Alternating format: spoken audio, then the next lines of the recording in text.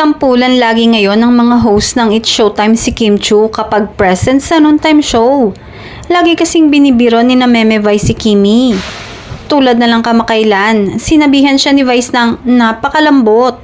Babasahin sana ni Kim yung nakasulat sa prompter, hindi na niya tuloy binasa. At doon na siya kinulit ng kanyang mga kapwa host na sina Vong Navarro at Chong Hilario.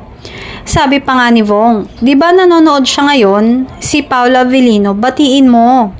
Sinunod naman ni Chinita Princess.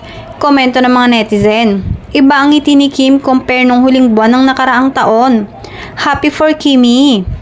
Very support sila kay Kim, lalo na si Vong. Ang bait niya kay Kim.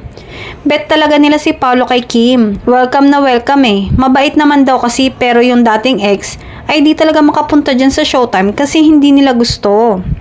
Love them for talaga. Vice teasing Kimi is so kilig. Buti na lang hindi pikon si Kim. Nila pa, parang ni-reveal na rin daw ni Kim na sila na ni Paolo.